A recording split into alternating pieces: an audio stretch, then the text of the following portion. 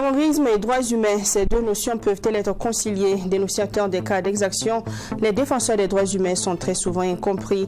Pour le secrétaire général du MBDHP, autant les exactions des FDS sont dénoncées, autant celles commises par les terroristes sont décriées. Vous entendrez ces clarifications en début d'édition. Jour J-3 pour la 28e édition du FESPACO, le comité d'organisation en conférence de presse aujourd'hui a déclaré que tout est fin prêt pour accueillir les festivaliers venus du monde entier. 10 000 festivaliers sont attendus. Le comité d'organisation à cette rencontre a également mis l'accent sur le dispositif sécuritaire déployé pour cette édition. Les détails dans un instant. Et puis mercredi de Cendre aujourd'hui, les fidèles catholiques sont partis pour 40 jours de carême, des moments symboliques pour les fidèles qui se rappellent des 40 jours que Jésus-Christ a passé dans le désert. Quelle attitude adopter durant ce mois de carême? Explication tout de suite avec Père Bakia Pascal Bakorba. Bonsoir, bienvenue à toutes et à tous. L'action militaire est certes indispensable dans la lutte contre le terrorisme, mais elle doit être orientée vers la protection des populations civiles et désarmées. C'est la conviction du secrétaire général du MBDHP, le mouvement burkinabé des droits de l'homme et des peuples. Pour Ali Sanou, toute exaction, qu'elle vienne des FDS ou des groupes armés terroristes, est une négation des droits humains, donc condamnable. Terrorisme et droits humains font-ils bon ménage? Que pense le MBDHP de la modification du code de justice militaire? Élément de réponse dans cet élément qui est le premier, signé Maxime Jean-Bambara. S'il y a des gens dont les actions sont incomplices dans ce contexte de crise sécuritaire difficile, c'est sans doute les défenseurs des droits humains, dénonciateurs des cas d'exaction lors des opérations militaires contre les groupes armés terroristes. Ils sont le plus souvent accusés d'être à la solde de ces derniers. Mais le secrétaire général du MBDHP, mouvement burkinabé des droits de l'homme et des peuples, se veut clair. Autant les exactions des FDS sont dénoncées, autant celles des terroristes le sont parce que constituant une négation des droits humains. Toute l'activité terroriste est une négation des droits humains. Voilà. Tout ce que les terroristes font constitue une négation des droits humains. Vous avez les cas de meurtre, aussi bien contre les populations civiles que contre les éléments de force de défense et de sécurité ou les volontaires pour la défense de la patrie. Vous avez des cas aussi de violence basées sur le genre, de violences sexuelles adressées contre les femmes. Vous avez près de 2 millions de personnes déplacées internes aujourd'hui dans notre pays qui ont dû abandonner leur foyer, abandonner leur terroir. Et il y a des familles tout entières qui sont disloquées. Voilà, des familles qui constituaient des repères pour des personnes et ces familles n'existent plus. Et avec tout ça, nous disons que qui dit terrorisme dit négation des droits humains. Terrorisme et droits humains semblent deux notions difficilement conciliables. Mais pour le secrétaire général de l'Organisation de défense des droits humains, l'action militaire est certes indispensable, mais elle doit être orientée vers la protection des civils désarmés afin de faire d'eux des alliés dans cette guerre. Qui dit réponse militaire dit possibilité qu'il y ait mort d'homme. Et donc, lorsque la réponse militaire engendre des pertes en vies humaines, des morts, on ne dira pas qu'il y a eu systématiquement violation des droits humains. On évoque des cas de violation des droits humains lorsqu'il y a justement des cas d'exécution sommaire ou extrajudiciaire qui supposent que des personnes aient été maîtrisées puis exécutées. Les droits humains n'interdisent pas aux forces de défense et de sécurité d'utiliser la force létale. Les droits humains n'interdisent pas aux forces de défense et de sécurité d'être dans l'obligation de tuer pour protéger les populations civiles. Les droits humains leur demandent simplement de ne pas utiliser la force létale, de ne pas utiliser leurs armes de façon aveugle, de ne pas les utiliser contre les populations civiles désarmées. Le secrétaire général du MBDHP salue par ailleurs la modification du code de justice militaire qui, pour lui, tient compte de l'impératif de conformer les actions militaires au respect des droits humains. Pour nous, cela peut permettre d'aller vers une judiciarisation accrue de la lutte contre le terrorisme. En se disant le volet militaire il est important, mais il faut en plus le volet judiciaire soit pris en compte. Ce qui signifie que dans un premier temps, quand il y a des attaques contre les groupes, contre les forces de défense et de sécurité, que les priorités jouent le rôle de judiciaire qui leur incombe en réunissant des preuves qui permettront plus tard, nous l'espérons, d'identifier les auteurs de ces attaques contre les FDS et les VDP ou contre les populations civiles et de les poursuivre conformément aux lois en vigueur dans notre pays. Le mouvement burkinabé des droits de l'homme et des peuples appelle les populations à s'organiser pour contribuer à l'ancrage de leurs droits à la sécurité. Il interpelle par ailleurs les autorités à tirer les leçons des victoires et des échecs dans cette lutte contre le terrorisme afin de travailler à la préservation de la cohésion sociale et à la protection des droits humains. Et puis concernant toujours la crise sécuritaire et humanitaire au Burkina Faso, à la date du 31 janvier 2023, le pays compte 1 938 792 personnes déplacées internes sur le CONASUR, Conseil national de secours d'urgence et de réhabilitation. Dibo, Waiguya, Kaya, Fada et Barsalgo sont les 5 communes qui reçoivent le plus de personnes déplacées internes. Sans transition, à quelques jours du début des festivités de la 28e édition du FESPACO, le comité d'organisation est en conférence de presse aujourd'hui, 22 février 2023. Le comité d'organisation a affirmé que tout est fait prêt pour accueillir les acteurs du cinéma et de l'audiovisuel venus du monde entier qui seraient au nombre de 10 000. Le comité d'organisation a rassuré que le lancement du FESPACO aura bel et bien lieu le 25 février comme prévu et va prendre fin le 4 mars prochain. Mamitra Nakamabo. Le lancement de la 28e édition du Festival panafricain du cinéma et de la télévision de Ouagadougou aura bel et bien lieu le samedi 25 février prochain. C'est ce qu'affirme le Comité national d'organisation de la Biennale du cinéma africain. Pour ce comité, tout est fin prêt pour accueillir les festivaliers venus du monde entier. Du volet de l'animation aux salles de cinéma, en passant par le centre d'exposition, chaque comité s'active pour finaliser les derniers détails, à en croire le président du comité national d'organisation. À ce jour, les travaux d'embellissement du palais des sports de Ouaga 2000 qui doit abriter la cérémonie d'ouverture sont en cours et le matériel de sonorisation et de lumière en cours d'installation. L'image Serge Aimé Koulibaly et ses hommes continuent leur répétition et promettent un spectacle à la hauteur des attentes. Les centres pour l'espace d'exposition à la place de la Nation sont prêts depuis hier et on est en train d'installer l'électricité. Les salles au camp fonctionnel censés abriter les maquis ressources sont en voie de finalisation. Le siège du FESPACO, qui accueille les professionnels du cinéma, est à 90% prêt. L'édition 2023 se tient selon le Comité national d'organisation dans un contexte sécuritaire difficile. À quelques jours du lancement des festivités de la 28e édition, le Burkina Faso a connu une attaque qui a coûté la vie à une 50aine de militaires. Le Comité national d'organisation rassure quant aux dispositions prises par le gouvernement pour assurer la sécurité des festivaliers. On sait que le Burkina, le pays, traverse des difficultés.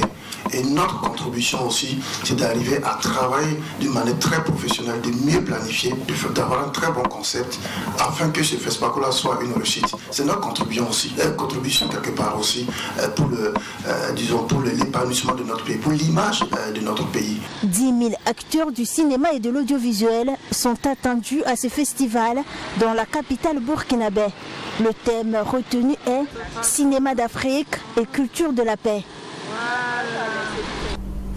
Toujours dans le cadre de la fête du cinéma africain, la commission cérémonie et animation du Festival panafricain du cinéma et de la télévision de Ouagadougou FESPACO s'active pour offrir un spectacle riche en couleurs aux festivaliers. Notre reporter Mamitra Nakamabou a rencontré l'équipe lors d'une séance de travail. Le président de la dite commission, Évariste Kombari, revient sur la mission de la commission. Il rassure que sa commission est prête pour l'animation des plateaux, notamment la cérémonie d'ouverture et de clôture du FESPACO. C'est la commission cérémonie et animation de la 28e édition du FESPACO en pleine séance de travail. Elle est chargée de veiller sur les scénarios des différentes cérémonies, notamment la cérémonie d'ouverture et celle de clôture. Elle s'occupe aussi du volet animation qui prend en compte les plateaux. Notre mission première, c'est de travailler le protocole avec bien d'autres structures, commissions, pour mener à bien les différentes cérémonies que je viens de citer. Vous retiendrez que la cérémonie d'ouverture et de clôture, à ce stade, rien n'est dessiné, mais il y a un chorégraphe en la personne de Serge Aimé Koulibaly qui a déjà fait il y a 2 ans la cérémonie d'ouverture de clôture du FESPACO, qui travaille déjà sur le prochain spectacle qui est intitulé I Have a Dream. Et à quelques jours de l'ouverture du Festival panafricain du cinéma et de la télévision de Ouagadougou, la commission dit être prête à offrir une animation de qualité aux invités et à la population burkinabé.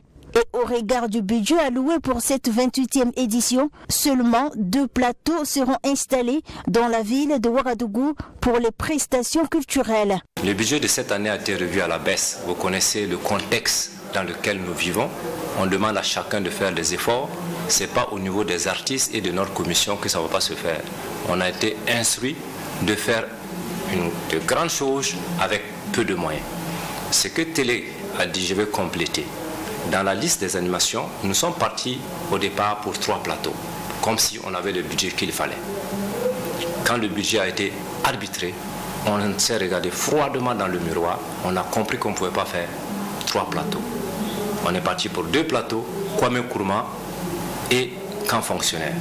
Selon le vice-président de la commission, 32 artistes vont prester en live sur le site de Kwame Nkrumah et 42 autres artistes vont prester en playback sur le site du camp fonctionnaire. Les mesures ont été prises sur le volet sécuritaire, rassure le vice-président. Il faut dire que côté sécurité, il n'y a pas de quoi s'inquiéter. Il n'y a pas de quoi s'inquiéter. Le comité d'organisation a tellement impliqué les autorités en charge de la sécurité que nous, pendant notre tour, nous-mêmes, on a fait toutes les prospections avec eux pour faire les repérages, pour voir comment, voilà. Bon, je pense qu'il n'y a rien à apprendre aux uns aux autres en matière de sécurité. Ceux qui ont participé au CIAO savent ce que c'est et les dispositions qu'on prend pour qu'on puisse bien s'éclater. Donc je suppose qu'il n'y aura pas de... Non, il n'y a pas de quoi s'inquiéter. Tout est déjà verrouillé. L'accès au site est gratuit. Pour le vice-président de la commission, les animations culturelles débuteront après les séances de projection de films, soit 21h pour le site de l'avenue Kwame Nkrumah et 22h pour celui du camp fonctionnaire. La population est donc attendue massivement sur ces différents sites d'animation. La religion, à compter de ce mercredi 22 février, les fidèles catholiques sont en carême et vous le savez, ils débutent toujours avec le mercredi de Cendre pour finir avec le dimanche de Pâques qui correspond cette année au dimanche 9 avril 2023. Bien que ces dates soient variables, le carême s'étale toujours sur 40 jours. Ce carême est symbolique pour les fidèles catholiques. Il représente les 40 jours que Jésus-Christ a passés dans le désert, tel que raconté dans la Bible. Alexis Nkouni, Belem Naba. Après le temps de l'Avent, dont l'épilogue est la fête de Noël, voici venu le temps du carême chrétien catholique. Et l'Église catholique résume cet épisode et la tradition du carême ainsi. L'Église s'unit chaque année pour les 40 jours du grand carême au mystère de Jésus dans le désert. Le carême représente donc aussi pour les pratiquants l'occasion de se préparer sereinement à célébrer les solennités pascales via une purification dans leur cœur. Un temps de haute pénitence, de prière, de jeûne et d'aumône. Le carême invite les chrétiens à se souvenir de cet épisode dans un esprit de retraite, à commencer par le mercredi de Cendre. Le mercredi des cendres, comme aujourd'hui par exemple, nous allons recevoir les cendres, ça doit nous faire prendre conscience de certains éléments. D'abord, que nous ne sommes rien sans le Seigneur. À la création, Dieu avait dit, après que Adam et Ève aient désobéi, tu es poussière, tu retourneras à la poussière. Cette formule peut être employée dans l'administration des cendres. Ce temps de jeûne se rattache aussi à une abstinence alimentaire. Les efforts doivent aussi concerner les addictions au quotidien. Objectif pour les chrétiens catholiques de consacrer davantage de temps aux autres. L'occasion de faire une introspection dans la prière, mais aussi de multiplier de bonnes œuvres comme l'amour du prochain et le partage. Prier, c'est demander à Dieu que sa volonté s'accomplisse dans notre vie. Mais pour qu'elle s'accomplisse, il faut d'abord que nous demandions à Dieu de nous donner, de comprendre sa volonté et d'y entrer. On ne prie pas pour dire à Dieu de faire ce que nous voulons, mais nous prions pour demander à Dieu de nous aider à adhérer à sa volonté. Et le partage, l'aumône, Dieu nous a donné ce que nous avons. Saint Paul nous dit, qu'as-tu que tu n'aies reçu? Tout ce que nous l'avons reçu des autres. Alors si nous avons reçu gratuitement, comme dit Jésus, il nous faut aussi donner gratuitement. Et le père Bakia Pascal Bakorba, guide religieux, de donner des conseils pour mieux réussir ce temps de pénitence, de connexion à Dieu et les relations avec les prochains. Le bon jeûne, donc, c'est celui qui nous connecte aux autres et à Dieu, qui nous ouvre aux autres et qui nous ouvre à Dieu. C'est-à-dire, nous essayons de taire ce qui en nous s'oppose aux autres. Pas pour le reprendre après, mais c'est pour chercher à nous en défaire définitivement, en essayant de faire ce que Dieu attend de nous, en regardant comment Jésus a vécu parmi nous, qui a été tout donné et qui n'a rien retenu pour lui-même, qui a donné jusqu'à sa propre vie. Père Bakia Pascal Bakorba invite les fidèles chrétiens à s'approprier de leur foi en s'engageant et de se convaincre de l'intérêt de ce moment fort dans la vie de l'Église et du chrétien. Quoi que vous fassiez, faites-le au nom du Créateur en lui rendant grâce pour le salut des âmes et du prochain, conclut Père Bakia Pascal Bakorba. Dans la suite de ce 20h, le secrétaire général du ministère de l'Économie, des Finances et de la Prospective a procédé ce lundi 20 février 2023 à l'installation officielle de la nouvelle présidente du conseil d'administration PCA de la Loterie nationale burkinabé Lonabé. Léa, deuxième jumelle Zagré Rimtoumda, a pris fonction en remplacement de Abdoulaye Zongo, confirmé à ce poste le 4 juin 2021 alors qu'il en assurait déjà l'intérim. Retour sur la cérémonie d'installation dans cet élément. Léa, deuxième jumelle Rimtoumda, nommée en séance le mercredi 8 février 2023 en conseil des ministres, est la nouvelle présidente du conseil d'administration de la Lonabé. La nouvelle PCA a été installée dans ses fonctions par le secrétaire général du ministère en charge de l'économie. Léa, deuxième jumelle Zagré Rimtoumda, veut travailler avec tous les maillons de la chaîne pour un rayonnement de la Lonabé. J'engage les nouveaux administrateurs, moi y compris, à nous mettre très rapidement à l'information sur l'environnement global des jeux de hasard, les nouveaux défis liés à la digitalisation des jeux, sur l'institution qu'est la Lonabé avec ses forces et ses faiblesses, bref, au discernement des enjeux de la Lonabé. Monsieur le directeur général, personnel de la Nationale des Jeux, pour l'instant, je vous exhorte donc à vous acquitter de vos missions respectives avec professionnalisme, rigueur et loyauté, et vous rassure de ma constante disposition, de ma constante disponibilité ainsi que celle des autres administrateurs afin de faciliter l'atteinte des objectifs de performance assignés à la structure.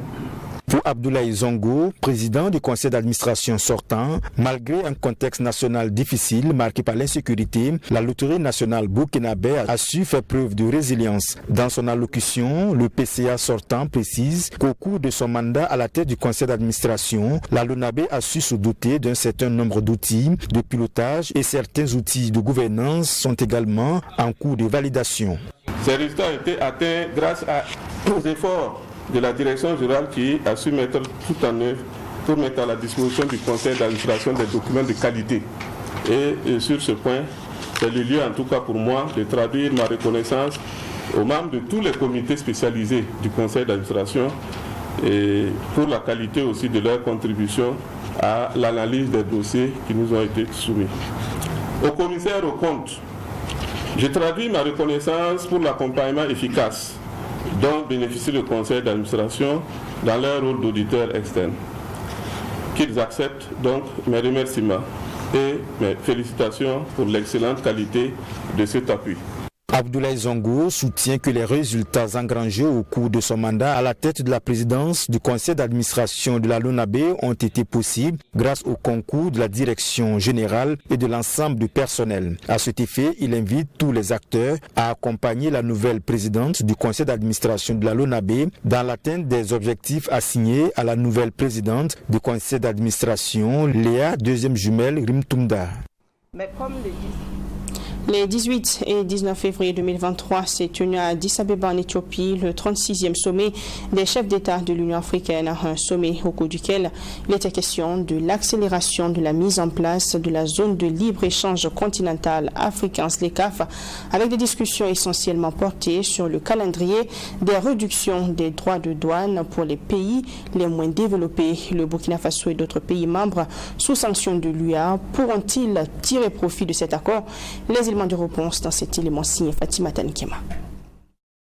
La zone de libre-échange continentale en Afrique ZLECAf est un accord commercial qui couvre le libre-échange des biens et services entre les pays africains. 54 pays sur les 55 contre le continent ont adhéré à cet accord, mais seulement 35 l'ont signé, ratifié et ont déposé les instruments de ratification de cet accord commercial. Une situation qui ne facilite pas sa mise en œuvre efficiente au profit des membres. Au-delà de cette difficulté, la libre circulation des personnes et les réductions des frais de douane pour les pays moins développés font toujours débat. Il a pourtant été question lors du 36e sommet de l'Union africaine d'accélérer la mise en place efficiente de la ZLECAf.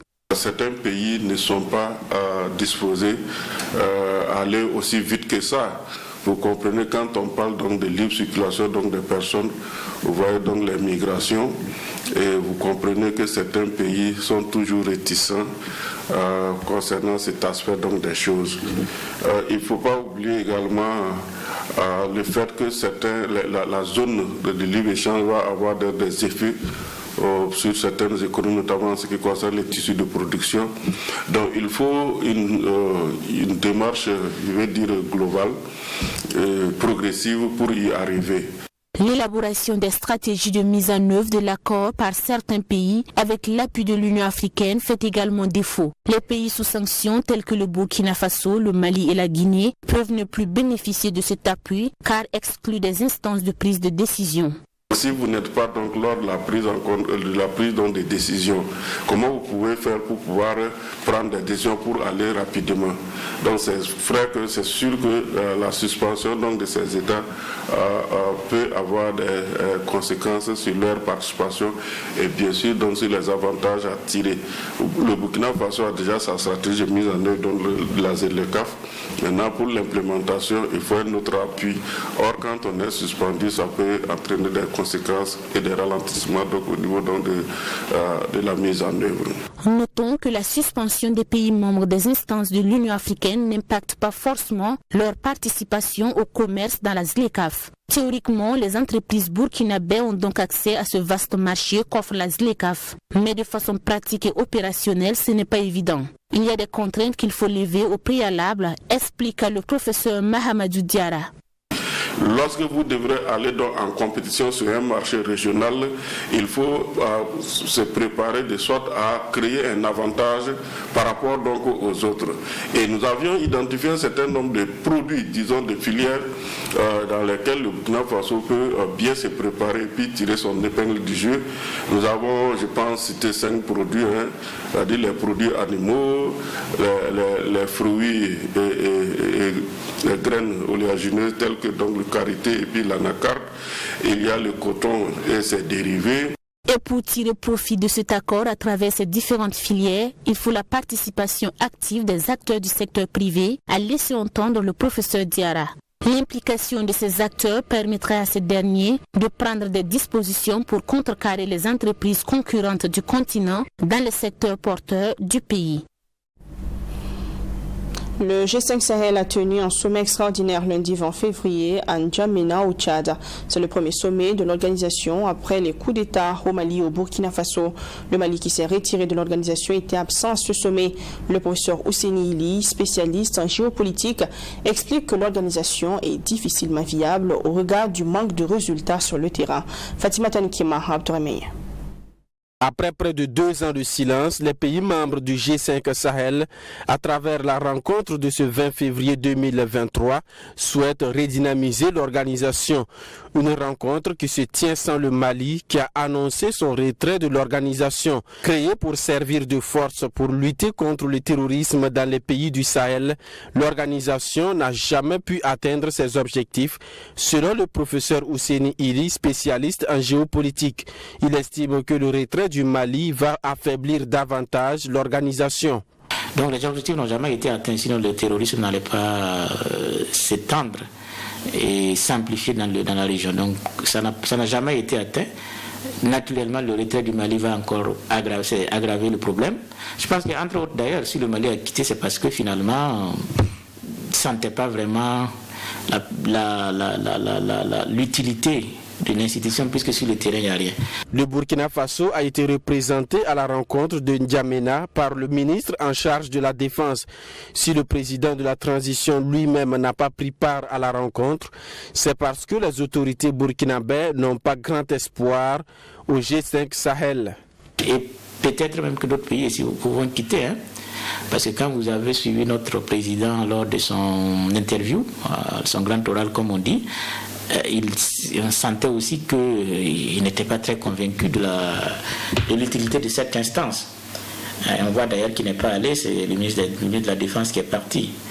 Donc je pense que c'est une institution qui est menacée même dans son existence. Et c'est peut-être normal, parce qu'à quoi ça sert de maintenir une institution qui a quand même, parce que quand même les États continuent de cotiser. Donc on met de l'argent, mais une institution sur le terrain qui n'apporte pas de résultats. Pour le professeur Ili, l'erreur du G5 Sahel, c'est d'avoir compté sur des financements extérieurs. Au regard de l'expansion des actions terroristes sur d'autres pays, l'expert suggère la création d'une organisation plus large qui réponde aux besoins des peuples. Et pour terminer ce soir, présidentiel au Nigeria, le candidat du principal parti de l'opposition, le PDP, se tient dans une course serrée face au candidat du parti au pouvoir, Bola Tinubu, et l'outsider de cette présidentielle, Peter Obi. À Kano, le candidat a paradé dans un bus à ciel ouvert à l'occasion d'un meeting organisé dans la plus grande ville du Nord. 3 décennies après sa première tentative, le candidat de 76 ans, musulman et originaire de l'État d'Adamawa, pourrait séduire certaines parties du Nord à prédominance musulmane et résident où résident les plus grands blocs d'électeurs. À 76 ans, Atiku, comme l'appellent les Nigérians, est le candidat du principal parti d'opposition, le PDP, dans une course serrée face au candidat du parti au pouvoir, Bola Tinubu, et l'outsider de cette présidentielle, Peter Obi, du parti travailliste. À Kano, le candidat a paradé dans un bus à ciel ouvert à l'occasion d'un meeting organisé dans la plus grande ville du Nord. La première fois qu'Atiku Abubakar s'est porté candidat à la présidentielle au Nigeria, son pays était encore une dictature militaire. 3 décennies et 5 tentatives infructueuses plus tard, cet ancien vice-président brigue une nouvelle fois le 25 février la fonction suprême. En tant que musulman originaire de l'État d'Adamawa, dans le nord-est, Atiku pourrait séduire certaines parties du nord à prédominance musulmane où résident les plus grands blocs d'électeurs. Alors qu'il était vice-président de 1999 à 2007, il a supervisé la privatisation d'entreprises publiques mal gérées, mais les critiques l'ont accusé d'en avoir profité. Il a toujours nié toute accusation de corruption et n'a jamais été condamné. Sa campagne le dépeint comme un homme qui a réussi à s'enrichir grâce à des investissements dans le pétrole, le gaz et les services portuaires. Selon des analystes, cet ancien vice-président aurait davantage de chances de l'emporter.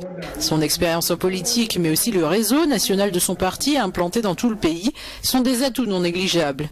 Face à un parti au pouvoir depuis 8 ans, avec un bilan jugé catastrophique par l'opinion publique, le PDP pourrait apparaître comme une force renouvelée, selon les dirigeants du parti.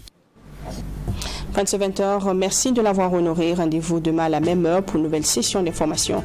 D'ici là, portez-vous bien et restez avec nous sur Truth TV. Les programmes continuent. Bonsoir.